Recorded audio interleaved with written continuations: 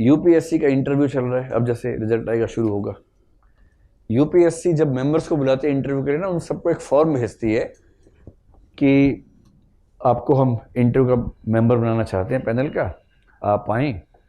और उसमें एक एफिडेविट देना होता है जिसमें लिखा होता है कि मेरा कोई भी रिश्तेदार, कोई भी परिचित इस प्रोसेस में शामिल नहीं हो रहा है, इसलिए मैं बिना कन्फ्लिक्ट ऑफ इंटरेस्ट के इस प्रोसेस में पार्टिसिपेट कर सकता हूँ। यूपीएससी में कोई कॉपी इवेल्युएट करने वाला व्यक्ति होता है, ये वाला एफिडेविट दे के आता है। इंटरव्यू होता है, ये एफिडेविट दे के आता है। और पहले वो लिखवा लेते हैं कि आपके घर का कोई व्यक्ति इसमें शामिल नहीं हो रहा है। ठीक है, ये किस लिए है कि कन्फ्लिक्ट की स्थिति मन में पैदा ना हो जाए। मान लीजिए कि ये ना लिखवा रहे होते, तब क्या होता? एक्स नाम के व्यक्ति को इनवाइट किया गया, उसने कहा कि हाँ मैं आऊँगा इंटरव्यू लेने के लिए, और उसको ये पता लगा कि जो 2-2.5 हज़ार लोग इंटरव्यू देने वाले हैं उनमें से एक उसके दूर के रिश्तेदार में भी है। अब ये पोटेंशियल कन्फ्लिक्ट ऑफ इंटरेस्ट है। हो जाएगा ऐसा नहीं है, संभावना है कि भाई 8 बोर्ड हैं और मैं भी रोज तो बैठूंगा नहीं, कभी कभी बैठूंगा। उस बच्चे का इंटरव्यू किस दिन होगा, चांस की बात है। कौन से बोर्ड में होगा, चांस की बात है। संभावना बहुत कम है कि मेरे सामने ही आ जाएगा, पर संभावना तो है ही। तो जब तक ये सामने ना आ जाए तब तक क्या है? Potential conflict of interest. और जिस समय इंटरव्यू में वो बैठा है, मान लीजिए वहीं उस बच्चे की एंट्री हो जाए सामने, और वो देख के खुश है, फूफा जी बैठे हैं, अरे मस्त हो गया। अब आपको वहां अभिनय भी करने के, आप नहीं जानते उसको, उसे भी अभिनय करना है। और फिर आपके सामने वही संकट, निष्पक्ष दिखूं, हूं, दिखूं प्लस हूं, ना दिखूं ना हूं, इनमें से क्या करूं?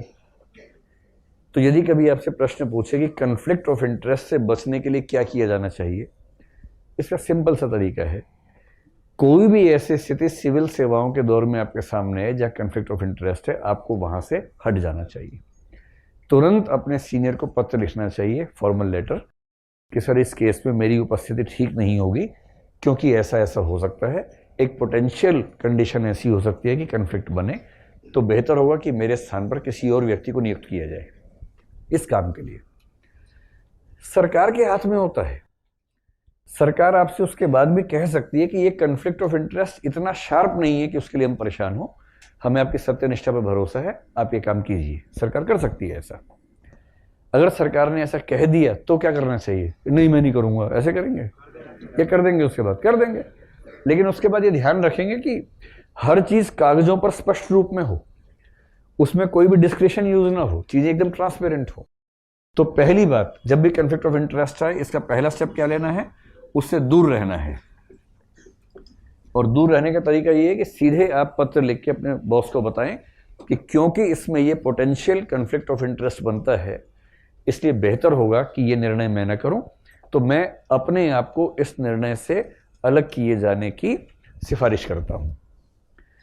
लेकिन इसके बाद सरकार के हाथ में है। अगर सरकार उसके बाद भी जिम्मेदारी दे, सरकार देखो बहुत क्रूशियल मामला होगा तो जिम्मेदारी देगी ही नहीं। छोटा मोटा मामला होगा तो सरकार कहेगी यार इस तरह से देखेंगे तो कोई अधिकारी काम ही नहीं कर पाएगा, तो सरकार उसके बाद आपको पत्र लिखेगी, आपका बॉस पत्र लिखेगा कि हम इस बात को समझ रहे हैं, इसके बावजूद हमारा निर्णय है कि आप इसको करें, सावधानी से करें, आपकी सत्यनिष्ठा पर पूरा विश्वास है। अगर ऐसा हो जाए तो क्या करना होगा? तो पूरी पारदर्शिता बरतते हुए,